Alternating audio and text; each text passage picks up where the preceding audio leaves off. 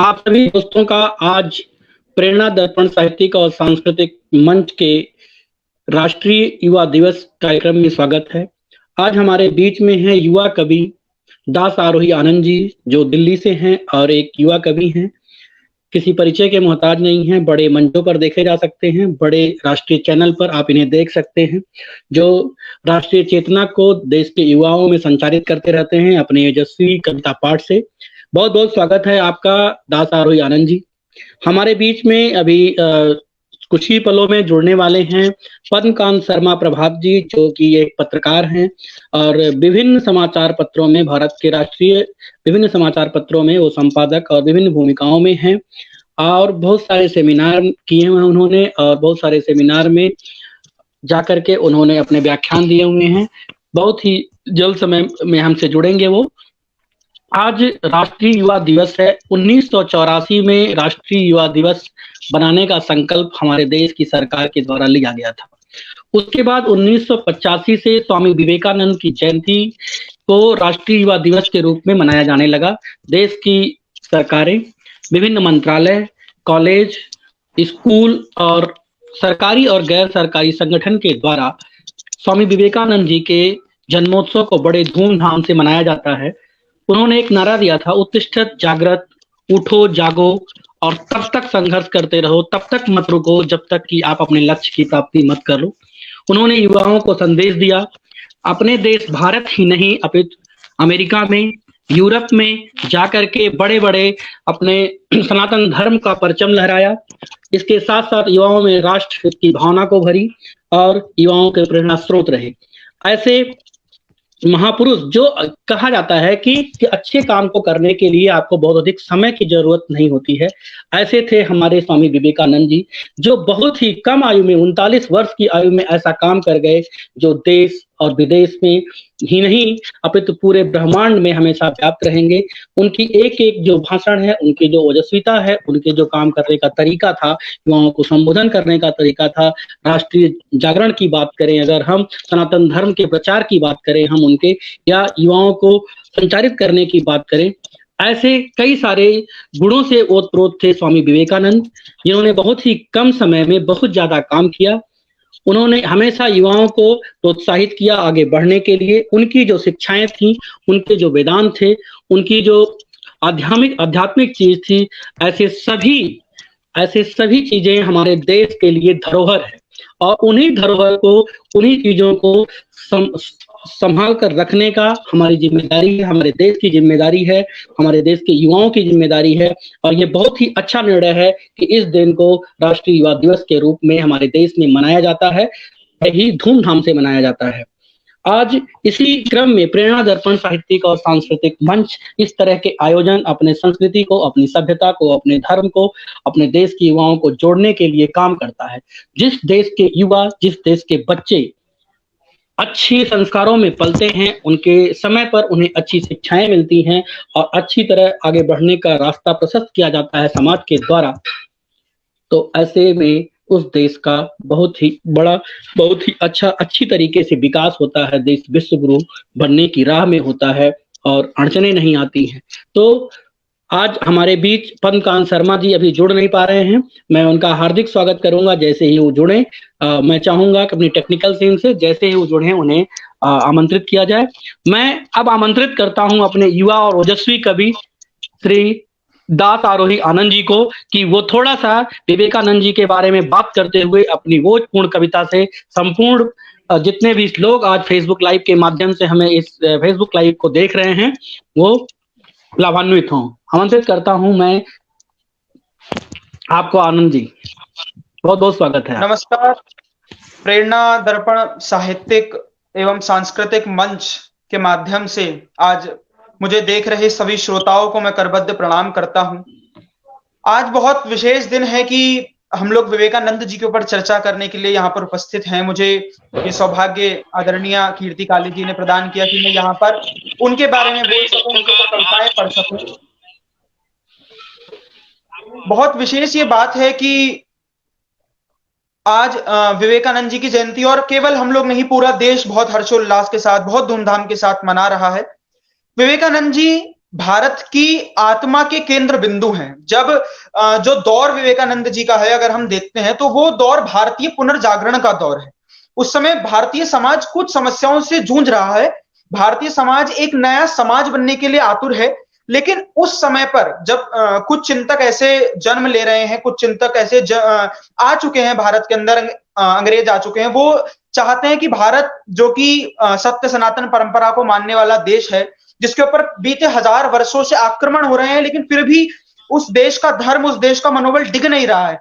वो चाहता है कि इनकी सभी परंपराओं को पुरातन और रूढ़िवादी बता करके उनके ऊपर अपना धर्म या अपनी परंपराओं को थोप दिया जाए।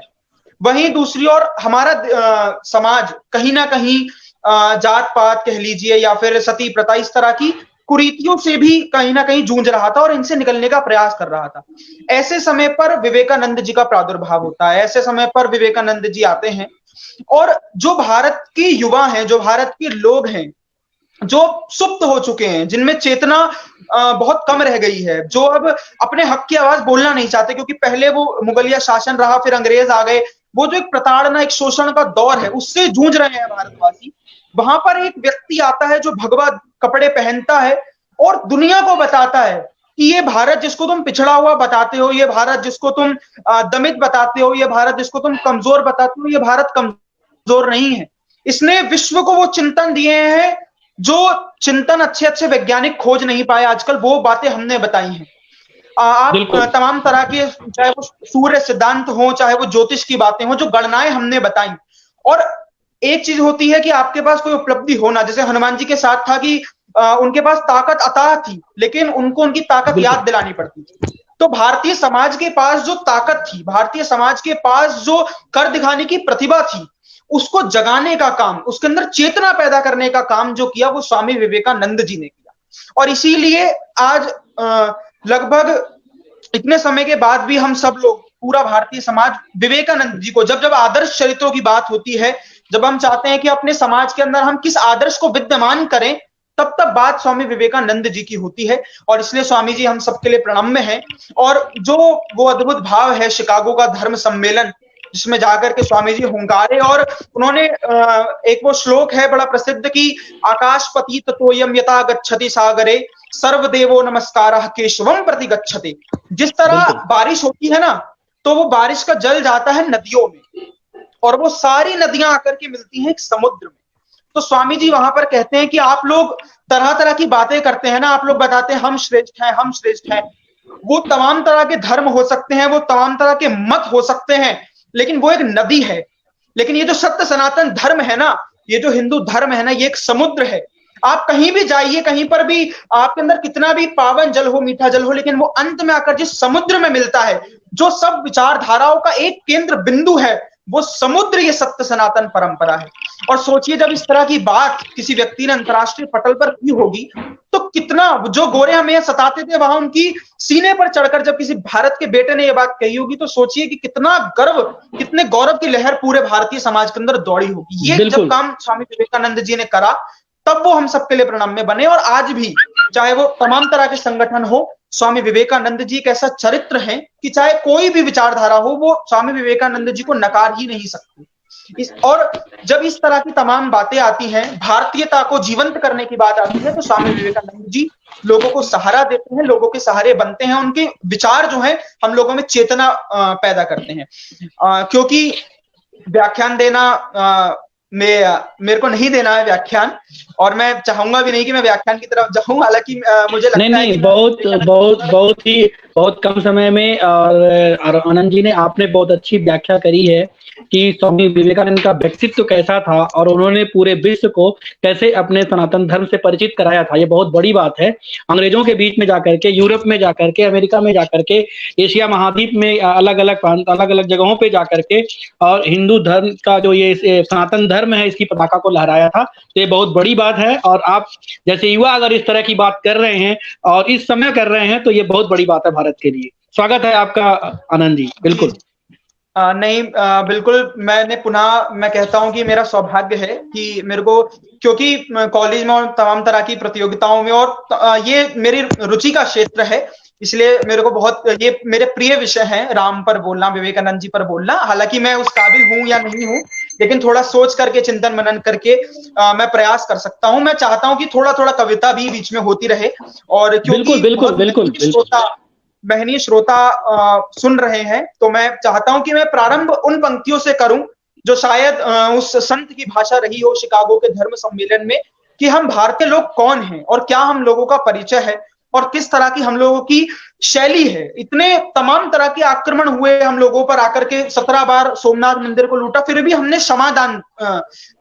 क्षमा करा, लोगों को क्षमा करना सिखाया। लेकिन हमने अगर लोगों को बुद्ध दिया, तो हमारे पास ही गीता का वो ज्ञान है जिसमें बताया गया है, हतो वा प्राप्यसि स्वर्गम जित्वा वा भोक्ष्यसे महिम तस्मात् उत्तिष्ठता कौन्तेय युद्धाय कृत निश्चया। अगर हम बिल्कुल युद्ध में बिल्कुल मारे जाएंगे तो हमें स्वर्ग मिलेगा, और जीतेंगे तो इस भूखे इस मही के राजा बनेंगे। इसलिए हे अर्जुन, हे पार्थ, उठो और युद्ध करो। इस संकल्प के साथ जब बिल्कुल कोई भारतीय बेटा बोलता है, तो वो क्या बोलता है और क्या हम भारतीयों का परिचय है, मैं पढ़ना प्रारंभ करता हूं कि तेजस्वी और धैर्य धीर के नित सच्चे अनुगामी हम। तेजस्वी और धैर्य धीर के नित सच्चे अनुगामी हम, क्रोध लोभ मद मोह रहित विषय रहित निष्कामी हम, नित धर्म अर्थ व काम मोक्ष के पथ के अमर विजेता हम। सोचिए, जीवन लक्ष्य हमने दिया लोगों को, धर्म अर्थ काम मोक्ष। तेजस्वी और धैर्य धीर के नित सच्चे अनुगामी हम, क्रोध लोभ मद मोह रहित विषय रहित निष्कामी हम, नित धर्म अर्थ व काम मोक्ष के पथ के अमर विजेता हम। पशु के भीतर मानवता भरने वाले जगत प्रणेता हम, उस महाकाल के दुर्गपाल के लाल हमी मत वाले हैं, उस महाकाल के दुर्गपाल के लाल हमी मत वाले हैं। हम मतवालों की रक्षा करने वाले डमरू वाले हैं, हम मतवालों की रक्षा करने वाले डमरू वाले हैं, डमरू वाले हम हैं। समर लड़ा करते हैं। सोचिए, यह अवधारणा कहीं नहीं रही होगी। कोई बिल्कुल सिकंदर आता है लोगों को लूटने के लिए, लोगों से युद्ध लड़ने के लिए, देशों को लूटने के लिए, हमने कहा कि खुद से युद्ध लड़ो। हम समर लड़ा करते हैं खुद से, खुद को बुद्ध बनाने को। हम समर लड़ा करते हैं खुद से, खुद को बुद्ध बनाने को। हम प्रथम प्रयत्न करते हैं नरहित हर एक युद्ध बिताने को। हम समर लड़ा करते हैं खुद से, खुद को युद्ध बनाने को। हम प्रथम प्रयत्न करते हैं नरहित हर एक युद्ध बिताने को। हम शत्रु की मक्कारी तजकर प्रथम दुलारा करते हैं। यदि फिर भी नीच न माने तो फिर शीश उतारा करते हैं। यदि फिर भी नीच न माने तो फिर शीश उतारा करते हैं। यदि फिर भी नीच न माने तो फिर शीश उतारा करते हैं। बहुत बढ़िया बहुत बढ़िया बहुत बढ़िया बहुत बढ़िया। आभार, बहुत धन्यवाद। और कमेंट में भी तमाम प्रतिक्रियाएं जो आ रही हैं, मैं आप बिल्कुल सभी को बिल्कुल बिल्कुल बिल्कुल प्रणाम बिल्कुल करता बहुत कमेंट आ रहे हैं। मैं नाम में प्रेम बिहारी मिश्रा जी देख रहे हैं, रजनी मुंद्रा जी देख रहे हैं, हरिवल्लभ शर्मा जी देख रहे हैं, पद्मकांत शर्मा जी देख रहे हैं। शर्मा जी नमस्कार, सभी को नमस्कार। पूजा कृष्णा जी देख रही हैं, बहुत सारे लोग देख रहे हैं और अच्छे कमेंट्स आ रहे हैं, ये बहुत अच्छी बात है। बिल्कुल जारी रखें आप जो है आनंद जी। जी जी, मेरे लिए बहुत प्रसन्नता का विषय है कि मेरे आदरणीय मुझे बहुत स्नेह करते हैं प्रेम बिहारी मिश्रा जी, वो भी देख रहे हैं, मैं उनको भी प्रणाम करता हूं। जितने भी लोग जुड़े हैं सबको बहुत प्रणाम करता हूं। और एक छंद और निवेदित करना चाहता हूं। किसी ने कुछ भी खोजा हो और खोज करके उसको गुमान हो गया हो, लेकिन हम लोग वो हैं जिन्होंने दुनिया को, देखिए सोचिए कि दुनिया को कितना समय लगा। सुकरात को ग्रीक के अंदर विष पिला दिया गया ये कहने पर कि धरती गोल है, लेकिन हमारे वो अवधारणा है जब वराह भगवान समुद्र में डूबी हुई गोल पृथ्वी को बाहर निकाल कर लाते हैं। और कितने वर्षों पहले वराह भगवान के अवतरण की धारणा है, और उनके आप देखिए मुख पर जो उनका स्वरूप है, यहां पर पृथ्वी रखी है गोल। तो सोचिए, ये हमने खोजा कि पृथ्वी गोल है। हनुमान चालीसा में तुलसीदास बाबा ने लिखा, योजन पर भानु लील्यो ताहि मधुर फल जानू। कितने योजन पर यहां से सूर्य है, ये हमने बता दिया पहले, इससे पहले कि कोई खोज था।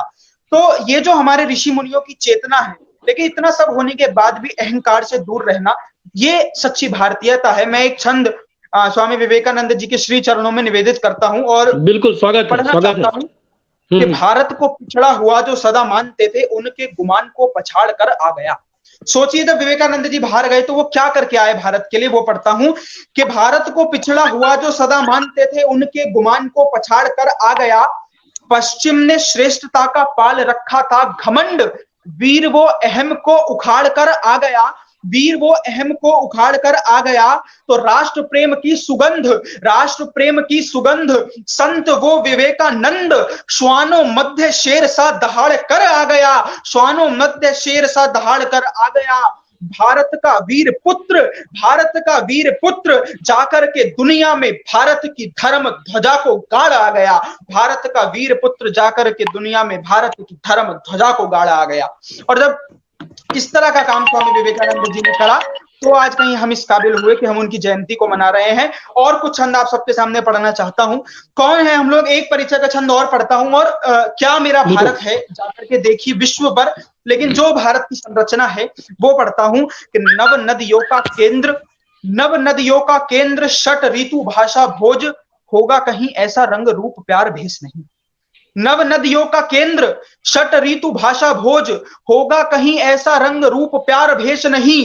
हिंदू जैन पारसी ईसाई इस्लाम सिख, इतना विविध किंतु लेश मात्र द्वेष नहीं, इतना विविध किंतु लेश मात्र द्वेष नहीं। तो ईश्वर आते रहे, ईश्वर आते रहे इसी वसुधा पे, क्योंकि ईश्वर आते रहे इसी वसुधा पे, क्योंकि स्वर्ग तक होगा कहीं ऐसा परिवेश नहीं। और जाकर के देख लेना विश्व मानचित्र पर, जाकर के देख लेना विश्व मानचित्र पर, देश है बहुत किंतु भारत सा देश नहीं, देश है बहुत किंतु भारत सा देश नहीं, भारत सा देश नहीं, देश है बहुत किंतु भारत सा देश नहीं। मैं देश है बहुत किंतु भारत सा देश नहीं। और मैं चाहता हूं कि आदरणीय राजेंद्र गट्टानी जी बहुत बहुत धन्यवाद, पूजा कृष्णा जी बहुत बहुत धन्यवाद, आदरणीय कीर्ति काले जी लगातार स्नेह दे रही हैं, आपको भी बहुत बहुत धन्यवाद। और क्रम को आगे बढ़ाते हुए मैं चाहता हूं कि अब कुछ बात हम वर्तमान परिप्रेक्ष्य में भी करें, क्योंकि जितनी भी तरह की बातें हैं आज हमें इस बात पर भी विचार करना चाहिए और हमें इस बात पर बहुत गहन चिंतन करना चाहिए कि आखिर ऐसा क्या हुआ, आखिर ऐसा क्या घटित हुआ कि जो हमारे वास्तविक प्रतीक पुरुष थे उनको हमारी किताबों में से हटाया गया। और ये तमाम तरह की बातें हो सकती हैं, ये आक्षेप हो सकता है, लेकिन इस पर हमें विचार करना चाहिए कि हमारे घरों के अंदर कितने बच्चों ने श्रीमद् भगवद गीता को वास्तव में पढ़ा है, कितने बच्चों ने रामचरितमानस को वास्तव में पढ़ा है, कितने बच्चों को हनुमान चालीसा वास्तव में याद है, और कितने बच्चों को आज की डेट के जो अंडरग्राउंड रैपिंग के गाने चल रहे हैं वो याद है। जब हम इस विषय पर चिंतन करना प्रारंभ करेंगे तब हमको ये सोचना पड़ेगा कि एक विवेकानंद जी की जयंती हम मना रहे हैं, लेकिन हमें अन्य विवेकानंद जी की जयंती भी तो मनानी है, हमें अन्य विवेकानंद को भी तो जन्म इस देश के अंदर देना है। क्यों हमारा देश, जिस देश के अंदर ऐसे संत पैदा हो जाए, उस देश के लोग क्यों ये सोचने लगे कि बगल वाले घर में भगत सिंह पैदा हो, अपने घर में भगत सिंह पैदा करने क्यों लोग डरने लगे? इस विषय पर हमको सोचना चाहिए। और ये जो बातें तमाम तरह की, आप मैं कहना नहीं चाहता हूं, लेकिन तमाम तरह की विचारधाराएं इस तरह की इस देश में पल्लवित पोषित हुई लोकतंत्र के नाम पर, जिन्होंने इस देश की वास्तविक परंपराओं को क्षति पहुंचाई और इनका अपमान किया हर तरह से उठा करके। तब मैं अपने युवाओं से निवेदन करना चाहता हूं कि वो क्या याद रखें, जब वो आगे बढ़े तो क्या याद रखें कि आधुनिक होते होते संस्कार याद रहें। क्या याद रखना और क्या भूल जाना ये हमारे हाथ में है। तब पढ़ता हूं कि आधुनिक होते होते संस्कार याद रहें, हीरो याद रखना भवानी मत भूलना। आधुनिक होते होते संस्कार याद रहें, हीरो याद रखना भवानी मत भूलना। शहरों में लाइट और पंखे मिलने पे आप धूप में करी हुई किसानी मत भूलना। शहरों में लाइट और पंखे मिलने पे आप धूप में करी हुई किसानी मत भूलना। तो जीवन में गढ़नी हो, जीवन में गढ़नी हो वीरता की जो कहानी, जीवन में गढ़नी हो वीरता की जो कहानी, दादी नानी से सुनी कहानी मत भूलना। और अपनी जवानी के दिनों में अंधे होके आप शेखर सी पुण्य नौजवानी मत भूलना, शेखर सी पुण्य नौजवानी मत भूलना, शेखर सी पुण्य नौजवानी मत भूलना।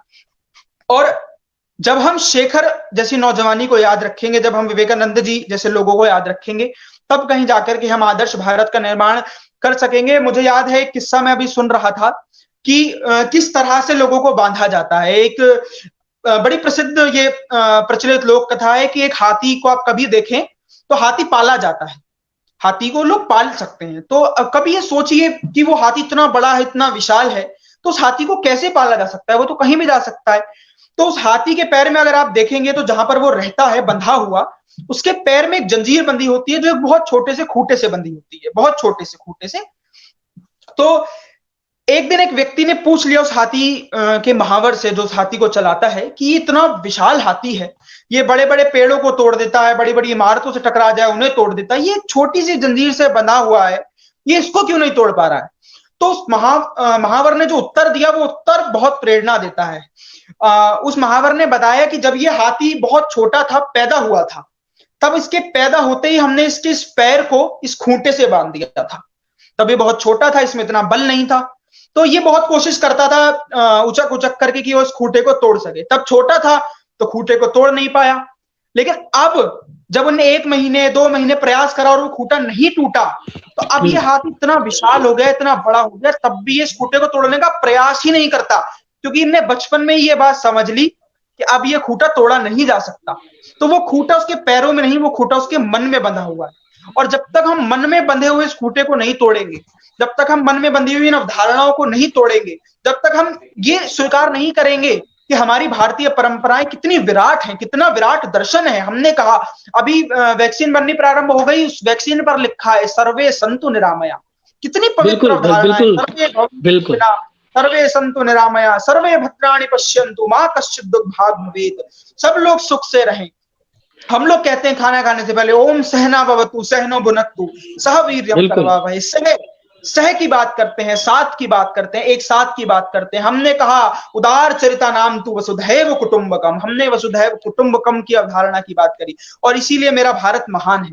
लेकिन जब कोई व्यक्ति किसी विश्वविद्यालय में खड़े होकर के विवेकानंद जी की मूर्ति पर लिखते, अभी वहां पर अनावरण हुआ, लेकिन लिख दिया गया कि भगवा जलेगा, और लिख दे तमाम तरह की बातें विवेकानंद जी को अस्वीकार करते हुए, और इसीलिए इनको विवेकानंद जी पचते नहीं है आदरणीय, क्योंकि विवेकानंद जी वो बात करते हैं जिससे भारत की भारतीयता का पुनर्स्थापन हो सकता है, और वो ये लोग चाहते नहीं है। जो इनकी ये लोग विश्व नागरिक की अवधारणा रखते हैं, लेकिन वो अवधारणा हम सबसे पहले विश्व को दे चुके हैं। मैं इसीलिए निवेदन करता हूं कि माना हम वंशज हैं नीलकंठ देवता के, माना हम वंशज हैं नीलकंठ देवता के, किंतु बेवजह भी ये जहर मत पीजिए। माना हम वंशज हैं नीलकंठ देवता के, किंतु बेवजह भी ये जहर मत पीजिए। इन शठ पापियों को भाषा जो समझ आए, अब बस उस भाषा में ही बात कीजिए। सोचिए, विचार कीजिए, इस देश के अंदर ये क्या ट्रेंड बन गया कि पुलिस जाए, डॉक्टर जाए, या पत्थरबाजी शुरू कर दीजिए। कुछ हो जाए, कोई आंदोलन चलने लगे, आपकी बात ना सुनी जाए तो आप पत्थर मारना शुरू कर दीजिए। तमाम तरह की अपने जो भी आपके सरकार से मतभेद है उनको रखने का आपको पूरा अधिकार है। मैं हमेशा से ये बात कहता हूं कि कभी भी हमको सरकार का अंधा समर्थन नहीं करना चाहिए, और कभी भी हमको सरकार का विरोध करते करते देश का विरोधी नहीं हो जाना चाहिए। ये बात हमको सदैव याद रखनी चाहिए। तब मैं ये बात कहना चाहता हूं कि माना जो लोग पत्थरबाजी करने लगे, और पहले हम लोग ये दृश्य कश्मीर में देखते थे, वहां कम हुआ, तो अब हम देखते हैं कि यहाँ ये चीजें प्रारंभ हुई। तब मैं पढ़ना चाहता हूं कि माना हम वंशज हैं नीलकंठ देवता के, किंतु बेवजह भी ये जहर मत पीजिए। माना हम वंशज हैं नीलकंठ देवता के, किंतु बेवजह भी ये जहर मत पीजिए। इन शठ पापियों को भाषा जो समझ आए, अब बस उस भाषा में ही बात कीजिए। तो मेरा सरकार से है इतना निवेदन की, मेरा सरकार से है इतना निवेदन की, 56 इंची वाला निर्णय जल्द लीजिए, 56 इंची वाला निर्णय जल्द लीजिए। प्राण रक्षकों पे ही जो पत्थरों को मारते हैं, प्राण रक्षकों पे ही जो पत्थरों को मारते हैं, ऐसे देशद्रोहियों को गोली मार दीजिए, ऐसे देशद्रोहियों को गोली मार दीजिए, ऐसे देशद्रोहियों को गोली मार दीजिए। और जब हम इस तरह की भाषा बोलेंगे, जब हम इस तरह के बदलाव करने शुरू करेंगे, तब कहीं जाकर के ये सुर लोगों को स्वीकारना पड़ेगा। तब लोकतंत्र है। लेकिन मैं फिर कहता हूं कि अगर भारत को गाली देने की विवेकानंद जी की मूर्ति जिसका अनावरण होना है, 2 साल उस घटना को हो गए, 1 साल लगभग, अब जाकर के उस मूर्ति का अनावरण हुआ एक विश्वविद्यालय में, वहां पर लिख दिया गया भगवा जलेगा। मैं कहता हूं कि संविधान में अगर यही अभिव्यक्ति की परिभाषा है, अगर संविधान वास्तव में यही अभिव्यक्ति की आजादी देता है, तो मैं कहना चाहता हूं कि संविधान में अगर यही अभिव्यक्ति की परिभाषा है, तो फिर मेरी सरकारों से बस छोटी सी आशा है, तो फिर मेरी सरकारों से बस छोटी सी आशा है। आंखों देखी भारत माता की बर्बादी बंद करो, आंखों देखी भारत माता की बर्बादी बंद करो। सबसे पहले ये अभिव्यक्ति की आजादी बंद करो, सबसे पहले ये अभिव्यक्ति की आजादी बंद करो, आजादी बंद करो। हाँ, और मैं ये नहीं है कि मैं लोकतंत्र विरोधी हूं, लेकिन जो लोकतंत्र के नाम पर, जो लोकतंत्र की आड़ में आकर के भारत के प्रत्येक पुरुषों को गाली दें, उनको किसी भी तरह से स्वीकार लेना चाहिए, ये मुझे समझ नहीं आता है। और जब तक इन विषयों को लेकर के हमारे मध्य में चेतना उत्पन्न नहीं होगी, तब तक भी ये समझ, क्योंकि हम चारों तरफ से घिरे हुए हैं, चारों तरफ से हम पर हमले हैं हमले हैं, तो ऐसे में हमको और संभल करके चलना पड़ेगा। मैं एक छंद और पढ़ना चाहता हूं कि भारतीय अखंड को जो खंड खंड चाहते हैं, ऐसे द्रोहियों के झुंड मुंड से मरोड़ दो। सोचिएगा मैं क्या बात कर रहा हूं, मैं बहुत जिम्मेदारी के साथ ये बात कह रहा हूं, और जिम्मेदारी के साथ इस विषय पर यहाँ पर ये बात रखना चाहता हूं कि हम इन विषयों को लेकर के अपने अंदर चेतना जागृत करें। हमको ये समझ आना चाहिए कि सामने खड़े होकर व्यक्ति जो बोल रहा है, जो मीठा जहर का इंजेक्शन हमको लगा रहा है परिवर्तन के नाम पर, प्रगतिशीलता के नाम पर, वो जहर क्या हमारी संस्कृति के, हमारे धर्म के विरोध में तो नहीं है।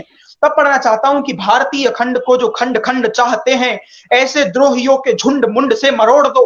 मार के विचार में विराजमान गंदगी को, नाली वाले केचुओं को गंगा जी में छोड़ दो, नाली वाले केचुओं को गंगा जी में छोड़ दो। फिर भी जो देशद्रोह का ना उतरे बुखार, फिर भी जो देशद्रोह का ना उतरे बुखार, संविधान में ये देसी, एक समाधान पढ़ता हूं कि फिर भी जो देशद्रोह का ना उतरे बुखार, संविधान में ये देसी पद्धति भी जोड़ दो, संविधान में ये देसी पद्धति भी जोड़ दो।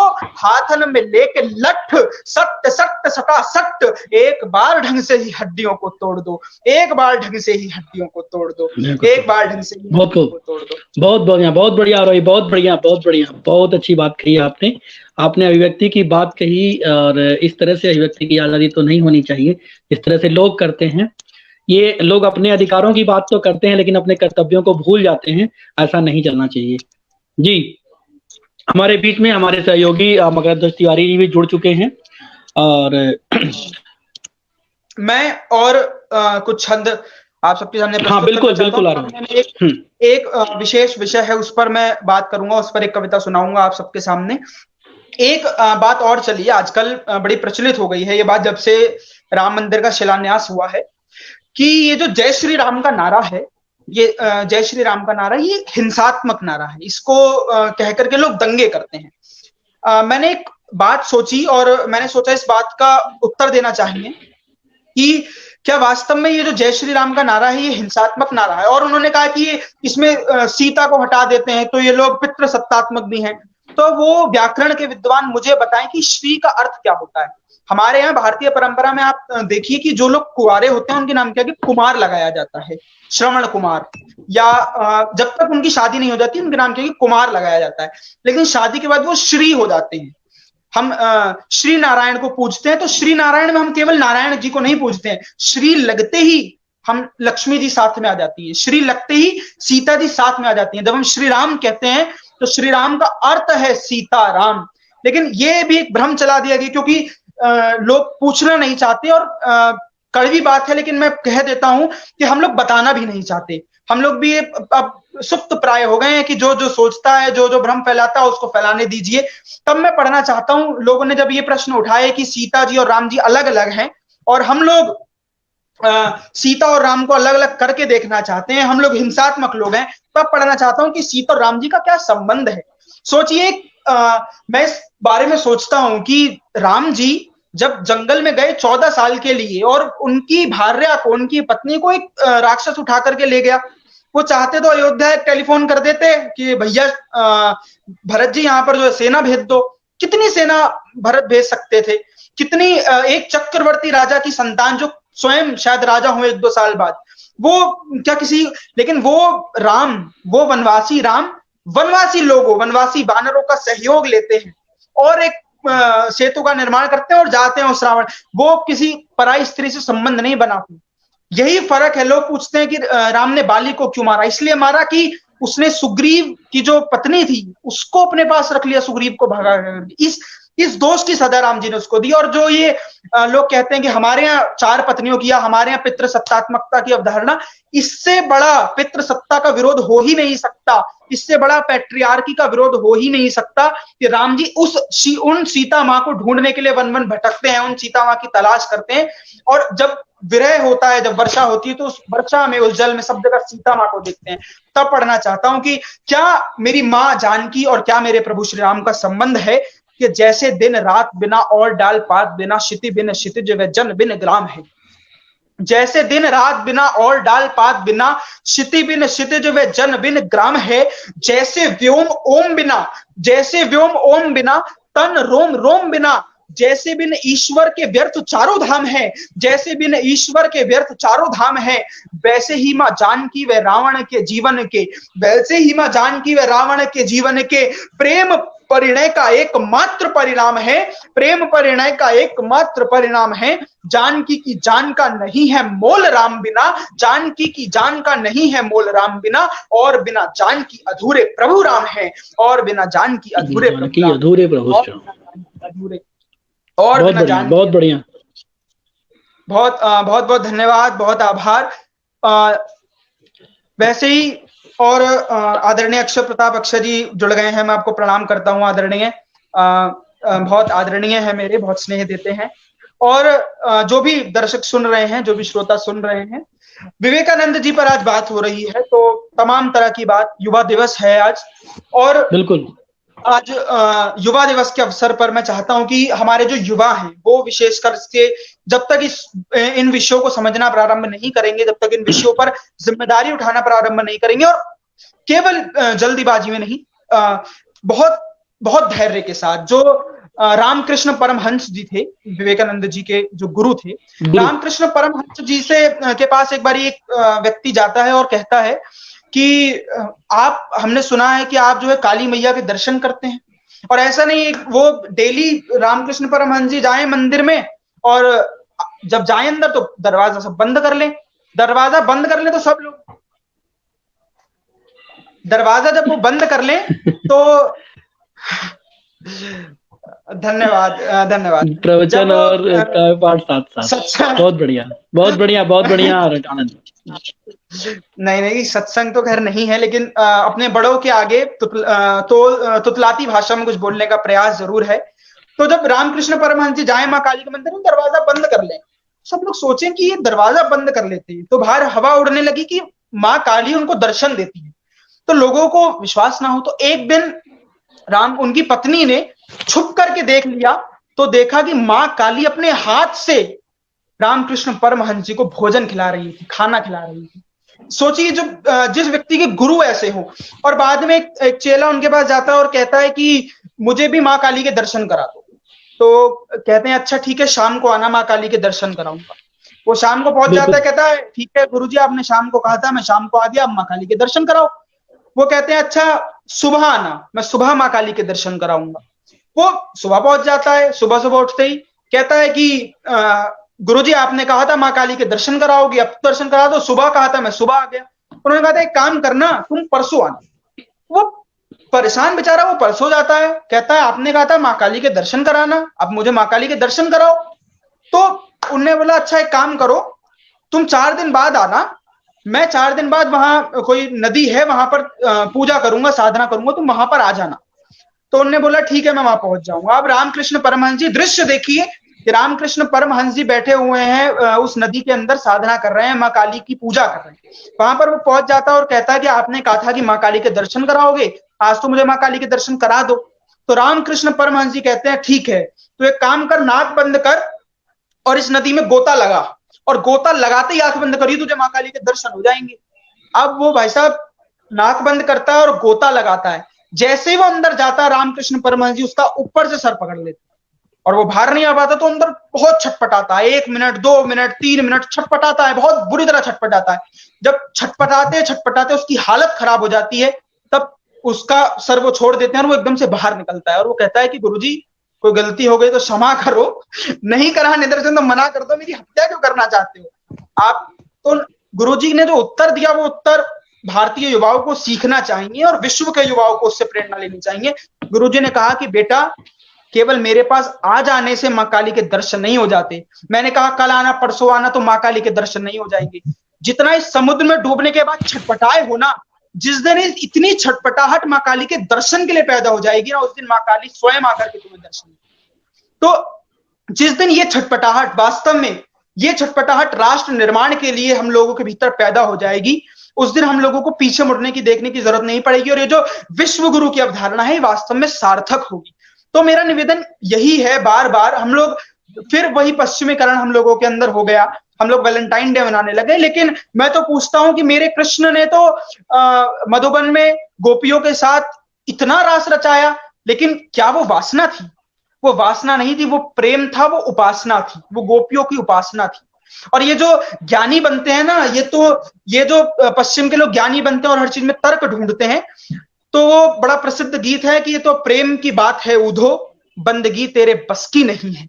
अगर बंदगी इन लोगों के बस की होती तो ये राधा कृष्ण के अतुलनीय प्रेम को समझ जाती। वो जो हजारों गोपियां नृत्य कर रही हैं और देख रही हैं कि सब गोपियों के साथ कृष्ण नाच रहे हैं, लेकिन फिर देखती हैं तो कृष्ण राधा के साथ हैं। तो ये जो अद्भुत प्रसंग है, ये कोई ज्ञानवान उद्धव नहीं समझ सकता। ये तो जो प्रेम में मग्न गोपी है ना, वही जान सकती है कि ये कैसा प्रेम है। ये एक दिन का वैलेंटाइन डे वाला वासना नहीं समझ सकती, ये हर दिन की उपासना समझ सकती है। तब मैं एक छंद और पढ़ना चाहता हूं।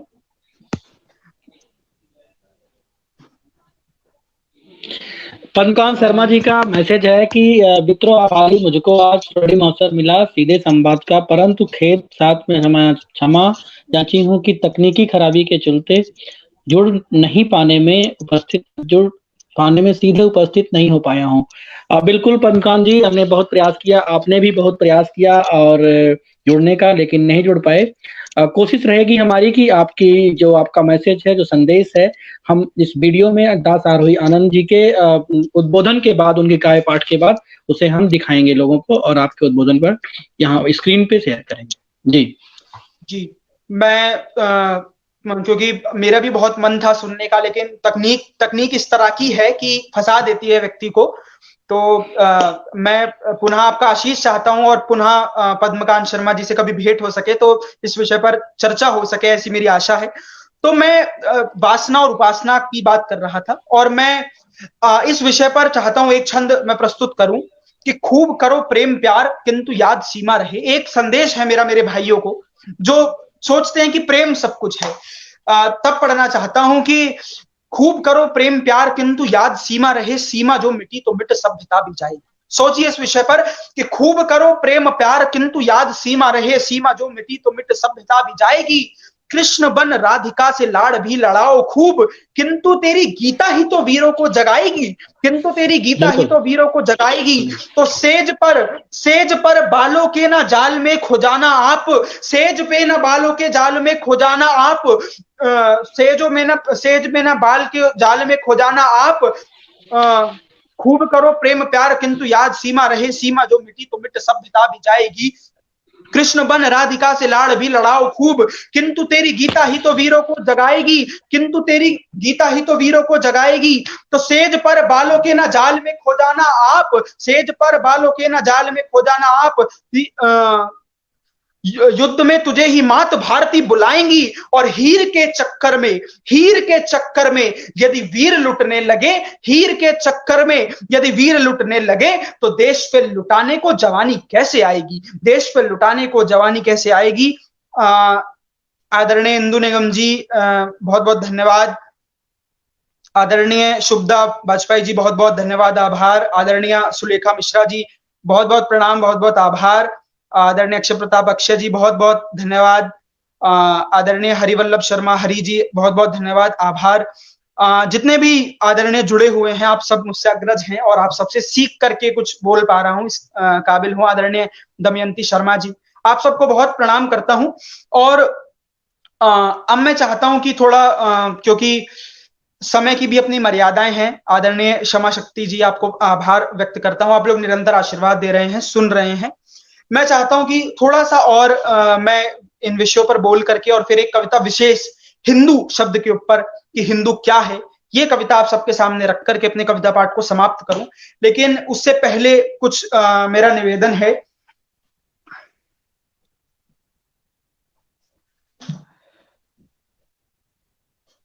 बहुत बहुत धन्यवाद, बहुत बहुत आभार। देखिए, एक विशेष निवेदन मैं इस लाइव के माध्यम से भी कर दूं, क्योंकि अवसर पता नहीं कब मिलते रहते हैं, लेकिन मेरे रामलला के और आप सबके, हम सबके रामलला के मंदिर का निर्माण भी प्रारंभ हो गया है और समर्पण जो धन संग्रह है जो है वो भी प्रारंभ होने वाला है। तो ये भी मेरा निवेदन है कि हम सब लोग रामलला के मंदिर के लिए तो बढ़ चढ़ करके योगदान दे ही, साथ साथ हम उनके चरित्र को भी घर घर में लेकर के जाएं, उन चरित्रों को भी लोगों को पढ़ाएं, उन लोगों को सिखाएं, और तब जाकर के वास्तविक राम मंदिर का निर्माण होगा, वास्तविक राम मंदिर की शिला रखी जाएगी। तो मेरा निवेदन ये भी रहेगा, 4 पंक्तियां मैं इस विषय पर भी पढ़ देना चाहता हूं कि अवध में राम लौटे, लौट जग में रोशनी आई। अवध में राम लौटे, लौट जग में रोशनी आई, वीराने आंगनों में छा गई मदमस्त तरुणाई। मैं इस विषय पर जब सोचता हूं तो मेरा रोम रोम पुलकित हो जाता है। कितना संघर्ष हमारे पूर्वजों ने, हमारे बुजुर्गों ने किया, और हम लोग कितना ईश्वर की हम पर कृपा है कि हम इस दृश्य को देख पा रहे हैं। हमारे सामने इस मंदिर का निर्माण होने जा रहा है। कितने हम लोग धनी हैं। आभार व्यक्त करते रहिए उस ईश्वर का कि उसने इस काबिल हमको समझा। तब मैं पढ़ना चाहता हूं कि अवध में राम लौटे, लौट जग में रोशनी आई, वीराने आंगनों में छा गई मदमस्त तरुणाई। दिवाली की ये रौनक कह रही है सिर्फ इतना ही, दिवाली की ये रौनक कह रही है सिर्फ इतना ही कि जिसने मुश्किलें झेली उसी ने मंजिलें पाई। जिसने मुश्किलें झेली उसी ने मंजिलें पाई, उसी ने मंजिलें पाई। और क्योंकि अब ये आदरणीय पद्मकांत जी नहीं जुड़ पाएंगे और मैं चाहता हूं कि अब मैं अपना कविता पाठ समापन की ओर लेकर के चलूं, तो मैं कुछ विषयों पर बात करते हुए मैं कुछ विषयों पर बात करते हुए अपना काव्य पाठ समाप्त करूंगा। आपको याद होगा कि हमारे इस देश के अंदर खड़े होकर के भी कुछ दिनों पहले एक लड़के ने कहा कि भारत के एक हिस्से को, असम को काट देना चाहिए।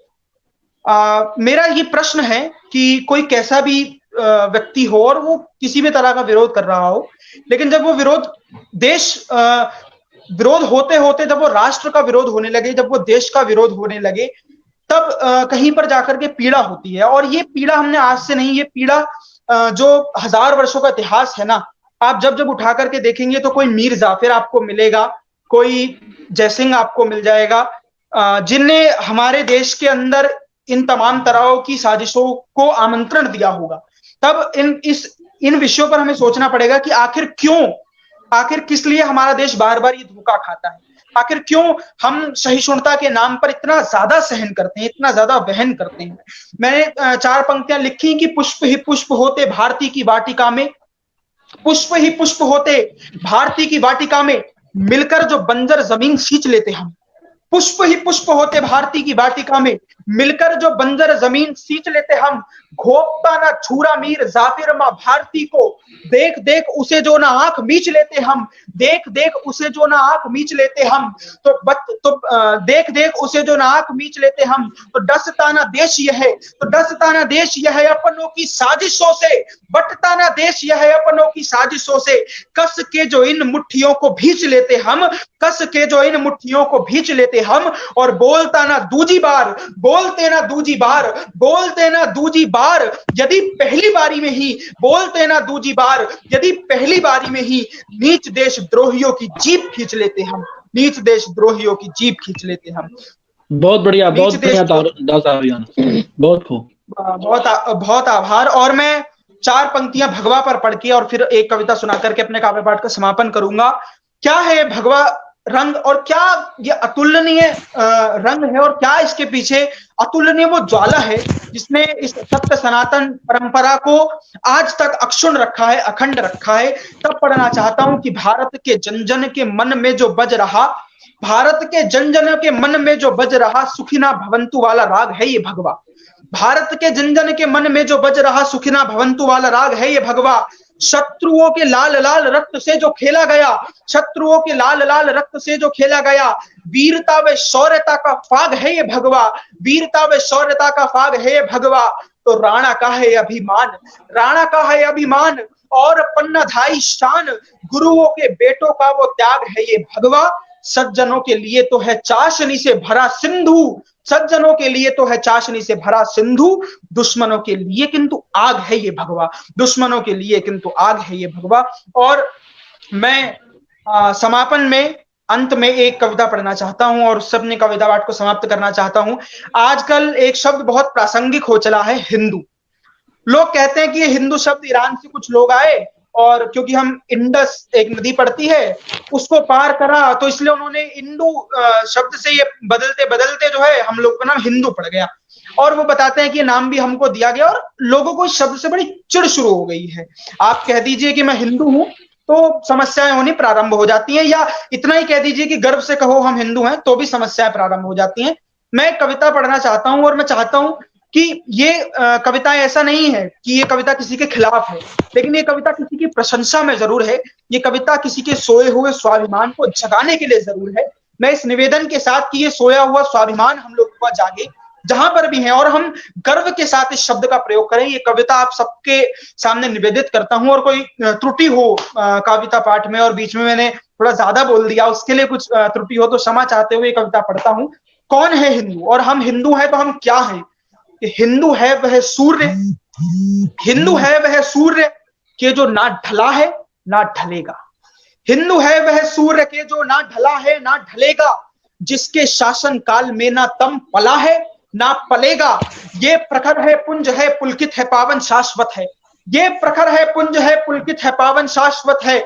यह अमरता का पुजारी है सनातन भागवत है, यह अमरता का पुजारी है सनातन भागवत है। तो इसकी ज्योति के निकट लाखों ने पाई रोशनाई, इसकी ज्योति के निकट लाखों ने पाई रोशनाई। ये तो गैरों को भी हंस के मानता है भाई भाई, ये तो गैरों को भी हंस के मानता है भाई भाई। ये शिवावे वैष्णव लाखों मतों की पुण्य धारा, ये शिवावे वैष्णव लाखों मतों की पुण्य धारा। डूबते हर आदमी का है बसक हिंदू सहारा, डूबते हर आदमी का है बसक हिंदू सहारा। तो कृष्ण के पांजन्य में जो गूंजता उद्घोष हिंदू, कृष्ण के पांजन्य में जो गूंजता उद्घोष हिंदू।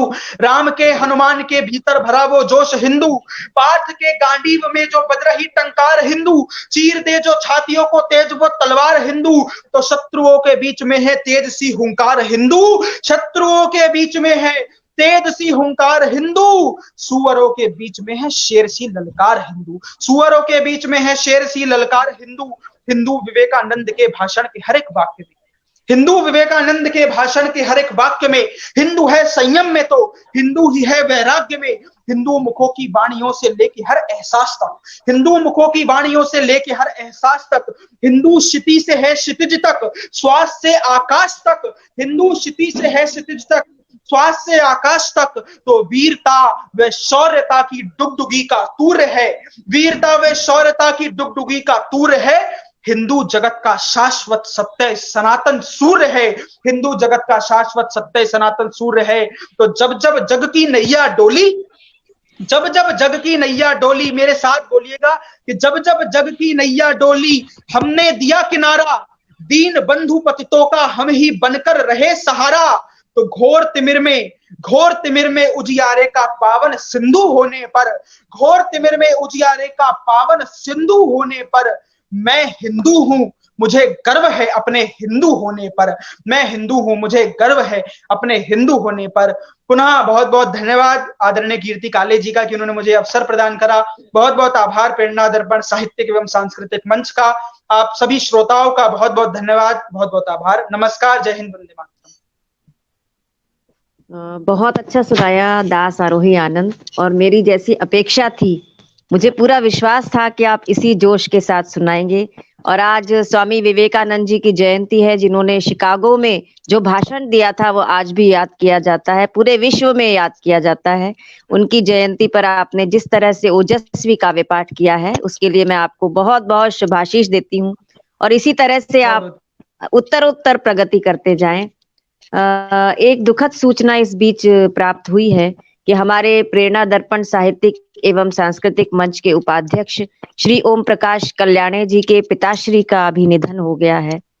तो हम उनके प्रति अपनी श्रद्धांजलि अर्पित करते हैं और 2 मिनट का मौन रखते हैं, क्योंकि पिता का साया सिर से उठ जाना व्यक्ति के लिए बहुत भारी होता है, क्योंकि जब तक पिता रहता है तब व्यक्ति कितना भी बड़ा हो जाए अपने आप में एक बच्चा ही उसके मन में पलता रहता है, और पिता के ना होने पर वो ऐसा लगता है कि अचानक से बड़ा हो गया है।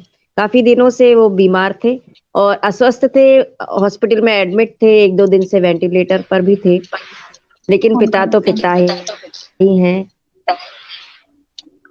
हमारे राजगोपाल सिंह जी ने लिखा है कि इनकी बाहों में बसा स्वर्ग सरीखा गांव। क्या होते हैं पिता हमारे लिए, कि इनकी बाहों में बसा स्वर्ग सरीखा गांव, और बाबूजी एक पेड़ हैं, अम्मा उसकी छांव। तो माता और पिता दोनों का साथ जब तक होता है तब तक व्यक्ति बच्चा रहता है। हम उनकी आत्मा की शांति के लिए 2 मिनट का मौन रखेंगे और उसके बाद इस कार्यक्रम का समाहार करेंगे। मौन प्रारंभ।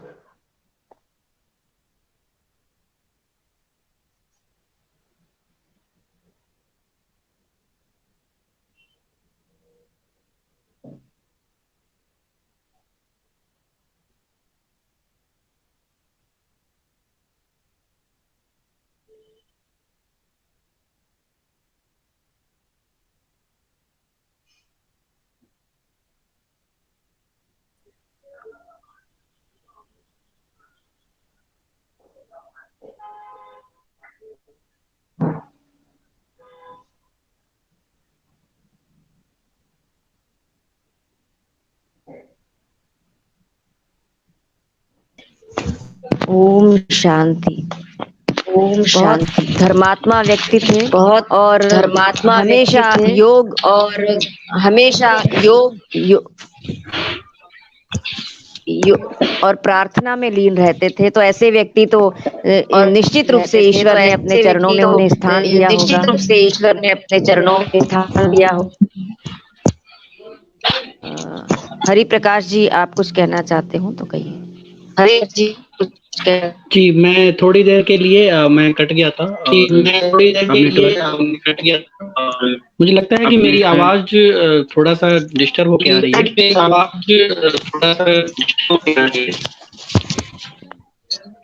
इको हो रहा है आवाज में। जी, मैं 2 बार तो नहीं जुड़ गया हूँ मकरध्वज जी। अब नहीं होगी, बोलिए आप। जी, आज के इस कार्यक्रम में 2 लोगों को आना था। एक तो पद्मनाकांत शर्मा जी को, वो किसी कारणवश नहीं जुड़ पाए टेक्निकल प्रॉब्लम की वजह से, और दास आरोही आनंद जी ने काफी अच्छा कार्यपाठ किया, काफी अच्छा वक्तव्य दिया। उन्होंने सनातन धर्म के बारे में बात की। उन्होंने जो है स्वामी विवेकानंद के कार्यों के बारे में बात की, वो क्या राय रखते थे। एक बात उन्होंने स्वामी विवेकानंद जी से एक चीज और सीखने वाली बात है कि आपको अगर करना है तो बहुत अधिक समय की जरूरत नहीं होती है, आपको पूरे उम्र की जरूरत नहीं होती है, बहुत अधिक साल जिंदा रहने की जरूरत नहीं होती है। अगर आपकी सोच अच्छी है, आपके कार्य अच्छे हैं, विचार अच्छा है, तो कम समय में भी बहुत बड़ा कार्य किया जा सकता है। जिस बात के लिए आज स्वामी विवेकानंद जी को लोग याद करते हैं, पूरे विश्व के लोग याद करते हैं। आज इस प्रयोजन के लिए मैं डॉक्टर कीर्ति काले जी को, जो संस्था की अध्यक्ष हैं हमारे, उनको धन्यवाद देता हूं कि आपके ही निर्देशन में जितने महापुरुष हैं, जितने भी हमारे साहित्यिक लोग हैं, साहित्य, संस्कृति, समाज के ऐसे लोग जिन्होंने बहुत अच्छा कार्य किया है, चाहे वो पुरातन समय से हो, चाहे समकालीन हो, या कुछ वर्ष पहले के लोग हों, उनको याद करने का काम प्रेरणा दर्पण इस तरह से अपने सामर्थ्य, जितना भी सामर्थ्य होगा उस हिसाब से करता रहेगा। मैं सभी को धन्यवाद करता हूं। आज जितने भी लोग जुड़े और उन्होंने अपनी राय रखी, स्वामी विवेकानंद के जन्मदिन को याद किया। साथ ही एक और दुखद सूचना भी है। मैं चाहता हूं कि कीर्ति जी खुद जो है उस सूचना से सभी को अवगत कराएं और हम सभी मिलकर उस शोक संतप्त परिवार को ढांढस बंधाएं और उनकी आत्मा की शांति के लिए कुछ समय मौन रहकर उनकी आत्मा की शांति का हरि जी आप शायद तब डिस्कनेक्ट हो गए थे।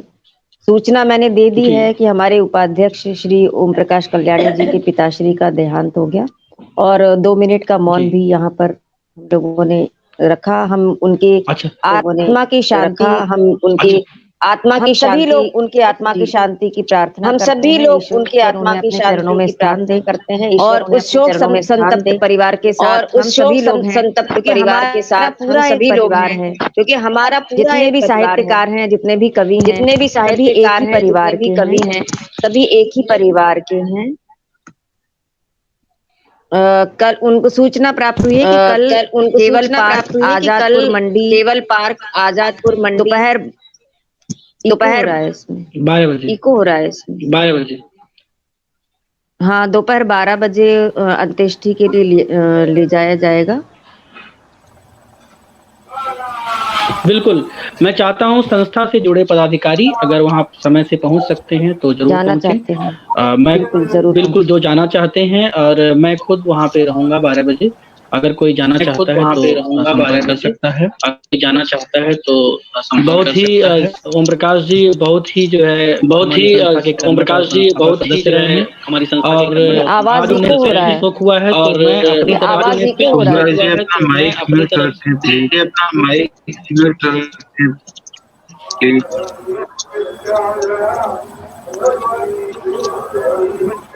मैं कर देता हूँ 1 मिनट। अब बोलिए पांडे जी। जी मैं कह रहा हूँ कि ओम प्रकाश जी के पिताजी का आज निधन हो गया है तो आदरणीय अध्यक्ष महोदया ने इस बात की सूचना दे दी है अपने मंच के माध्यम से। उनके आत्मा की शांति के लिए 2 मिनट का मौन भी संस्था के लोगों ने और जितने भी लोग आज साहित्य से जुड़े लोग या जितने भी जुड़े लोग उनके जानने वाले लोग आज इस कार्यक्रम को देख रहे होंगे उनको सूचना मिल गई होगी। तो हम सभी अपनी तरफ से और सब की तरफ से उनकी आत्मा की शांति के लिए ईश्वर से प्रार्थना कर रहे हैं। मकर ध्वज जी अगर आपको भी कुछ कहना है तो आप भी कुछ कहें आज इस अवसर पर। नहीं पांडे जी अब हमारे पास दुखद समाचार है। मैं इसमें यही कहूँगा भगवान आशुतोष कल्याणी जी के पिताश्री को श्री चरणों में स्थान दें। अब हम इस कार्यक्रम को समार की तरफ बढ़े तो ज्यादा अच्छा। और हमें पुरुषोत्तम जी का वीडियो भी दिखाना है। उनके वीडियो मैसेज हमें मिल चुके हैं 2। बिल्कुल हाँ पुरुषोत्तम जी जुड़ नहीं पाए थे। जी जी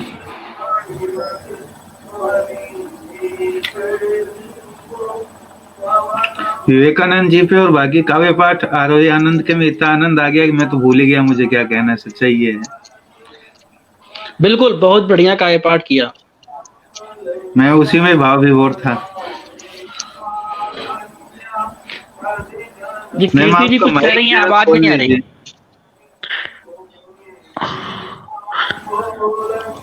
आपका माइक म्यूट है एक बार माइक अनम्यूट कर लें। म्यूट कर दिया था। हाँ मैं ये कह रही थी कि दास आरोही आनंद बहुत छोटेपन से कविताएं लिखते हैं और अभी तो बिल्कुल बच्चे से ही लगते हैं। लेकिन जब जब भी मैंने इन्हें सुना है इनमें एक बहुत संभावनाशील कवि के मुझे दर्शन हुए हैं और निश्चित रूप से धीरे धीरे जैसे भी इनका अनुभव बढ़ेगा इनकी कविताओं में भी बहुत अच्छी पकड़ बनेगी अभी भी है और आगे और अच्छी तरह से ये सुना पाएंगे और हम सभी लोगों का शुभाशीष इनके साथ है। इसी तरह से प्रगति करते जाएं, इसी तरह से अपनी रचनाओं को लिखें और इसी ऊर्जा को बरकरार रखें जो स्वामी विवेकानंद जी की ऊर्जा है उसी ऊर्जा को अपने साथ में बनाकर रखें। हमारे पूरे प्रेरणा दर्पण परिवार का आपके प्रति बहुत सद्भावना है और बहुत शुभाशीष है, शुभकामनाएं हैं। बहुत बहुत बहुत आभार और वास्तव में आप सबके आशीर्वाद के लिए मेरे पास शब्द नहीं है। आपका आशीष बहुत ऊर्जा प्रदान करता है। बहुत बहुत धन्यवाद जी। अब वीडियो दिखा दीजिए जी।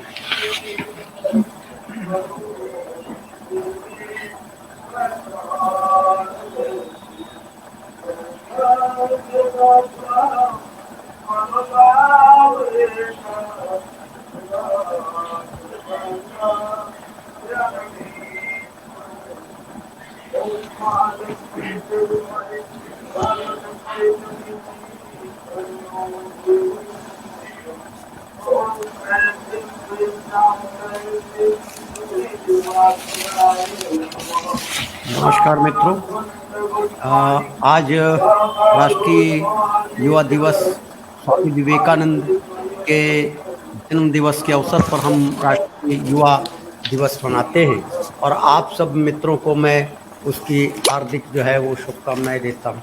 और प्रेरणा दर्पण जो है वो प्रेरणा दर्पण मंच की ओर से जो आप इतना अच्छा स्वामी विवेकानंद के जन्म दिवस पर आयोजन कर रहे हैं, इसलिए मैं इसके सारे पदाधिकारियों को, विशेष रूप से आदरणीय डॉक्टर कीर्ति काले जी को और मंच से जुड़े सभी साथियों को, हरिप्रकाश जी को, कल्याण जी को, सबको मैं साधुवाद देता हूं और विवेकानंद जी को मैं शत शत अपना वंदन अर्पित करता हूं और उनको अपना शत शत नमन प्रस्तुत करता हूं।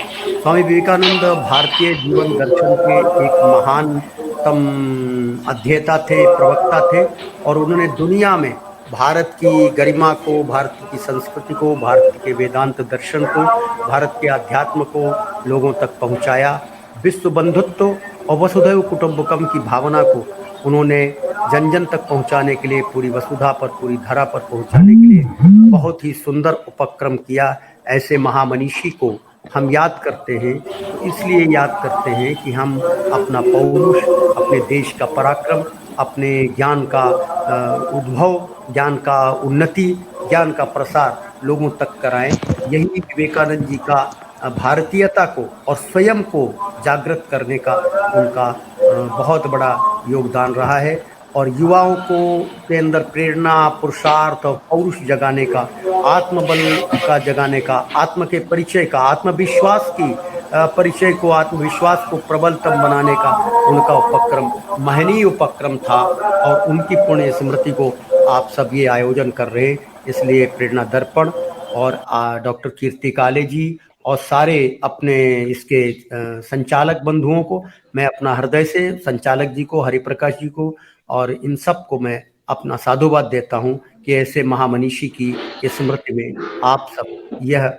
उत्तम आयोजन कर रहे हैं। मैं तकनीकी कारणों से सीधे नहीं जुड़ पा रहा हूं, इसलिए मैं आप सबसे क्षमा याचना भी करता हूं और ये वीडियो का जो है यह उपक्रम उपाय सूझ करके भेज रहा हूं और आप सब ने इतना सुंदर कार्य किया है कि युवाओं की, जो भारत की सदी है वो युवाओं की सदी है और हम आज भी हमारे देश के अंदर जो सबसे बड़ी आबादी है उसमें युवाओं का जो है उसकी संख्या सबसे ज्यादा है, 52% से भी अधिक है। तो हमारी जो सदी है, अगर भारत उन्नति करेगा तभी जब युवा खड़ा होगा और विवेकानंद जी ने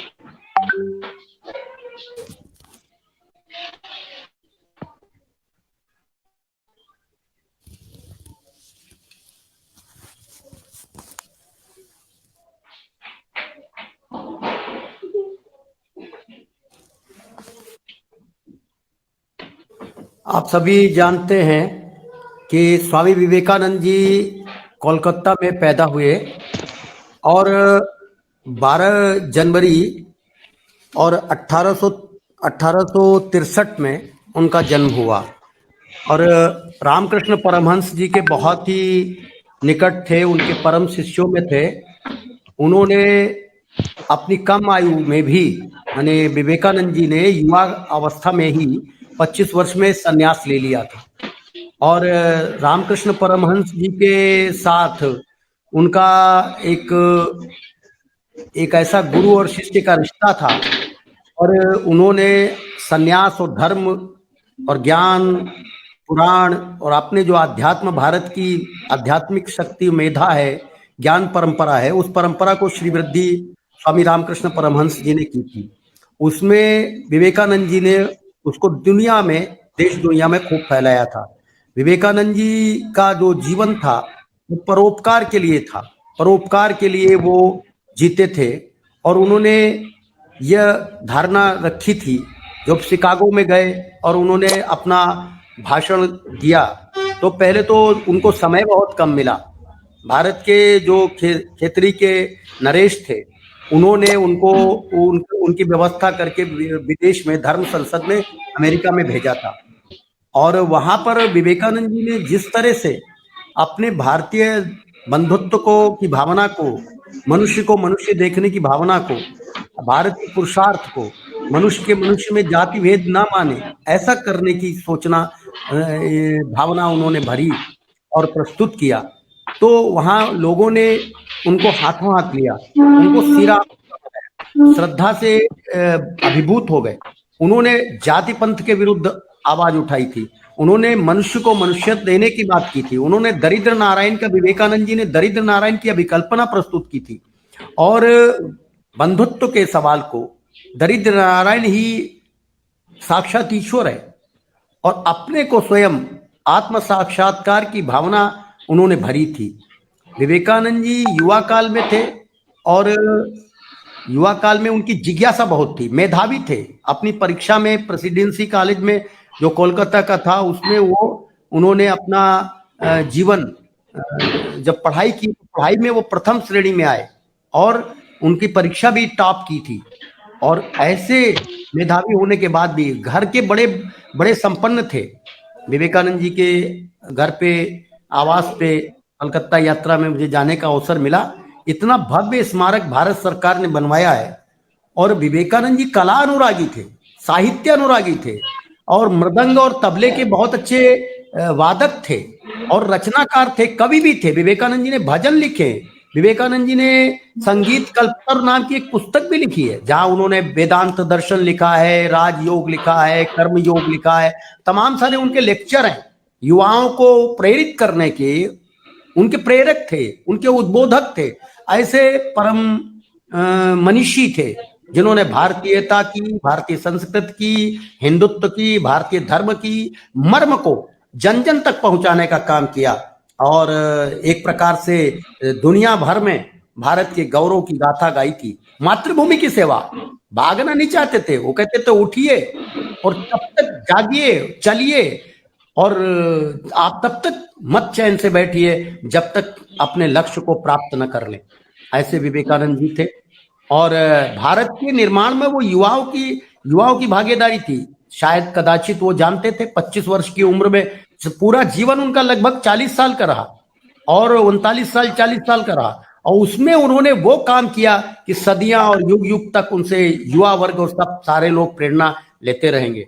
और प्रेरणा दर्पण ने ये अभिनव प्रयास किया।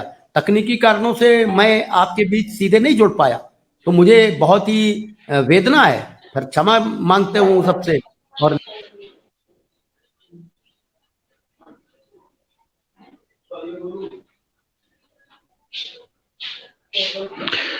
बहुत बहुत धन्यवाद पद्मकांत शर्मा जी, आप जुड़े लेकिन अच्छे से जुड़े, आपने कम समय में अपनी सारी बात कह दी और आज के इस अवसर पर आयोजित आज के राष्ट्रीय युवा दिवस यानी स्वामी विवेकानंद जी के जन्मदिन के शुभ अवसर पर आपने उद्बोधन दिया, उनके बारे में बताया।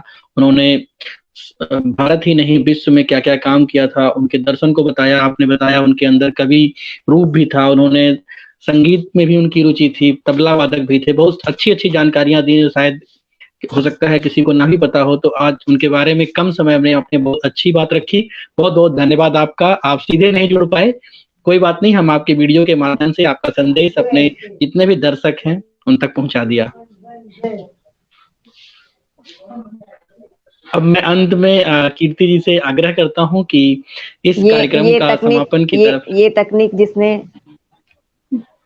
मैं कह रही हूँ हरिप्रकाश जी, ये तकनीक जिसने भी सुझाई है कि अगर कोई आ ना पाए तो उसका वीडियो दिखा दें, वो बड़े साधुवाद के पात्र हैं, क्योंकि ये कई बार हो जाता है। ये तकनीक मैंने ही सुझाई है।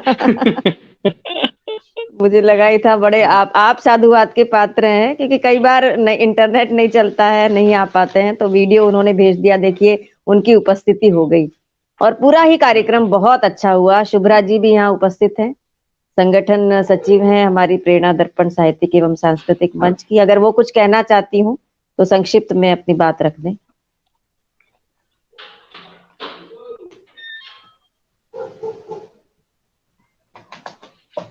शुभ्रा जी, आपका शायद माइक म्यूट है क्या? हाँ, ऑन हो गया। शुभ्रा जी, हाँ हाँ, तो पहले मैम को नाम और आज का दिन तो खैर बहुत अच्छा था, बेकार बना रहे थे, लेकिन अचानक से ओम प्रकाश सर के पिताजी का दुखद न्यूज जान करके हम लोग बहुत ही मर्माहत हैं, लेकिन पूरा प्रेरणा दर्पण परिवार इस घड़ी में उनके साथ है, हम लोग सब उनके साथ हैं और हम लोग सबका साथ उनके साथ है इस दुख की घड़ी में। और उनके पिताजी को हम लोग की ओर से सादर नमन, श्रद्धांजलि हम लोग की ओर से। ये बोलना चाहेंगे। ऐसी दुख की घड़ी है कि माता पिता तो सबके लिए मतलब क्या स्थान रखता है ये तो हम लोग शब्दों में नहीं बोल सकते हैं। मतलब जिनके ऊपर बीत रहा है वो समझते हैं कि मतलब पिता के चले जाने से लगता है घर का छत चला गया है। तो लेकिन हम लोग इस दुख की घड़ी में उनके साथ हैं और क्या बोल सकते हैं।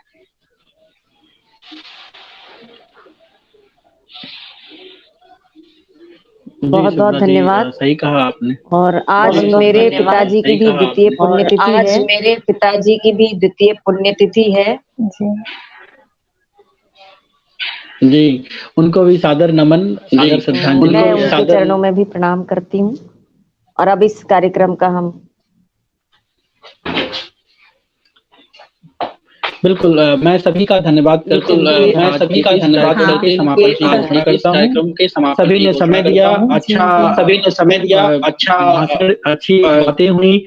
और दास आरोही आनंद ने काफी अच्छी ओजपूर्ण कविताएं सुनाया। उन्होंने सनातन धर्म की बात की, विवेकानंद के पूरे उनके व्यक्तित्व को पूरा चरितार्थ कर दिया, अच्छे से एक्सप्लेन कर दिया, सभी को खूब मजा आया, समझ में आया। एक दुख रहा हमें जो प्रकाश जी के दुख हुआ उसके लिए हम शोक संतप्त हैं और सभी की तरफ से ईश्वर से प्रार्थना करते हैं कि उनको शांति मिले, उनकी आत्मा को शांति मिले। बहुत बहुत धन्यवाद आप सभी का।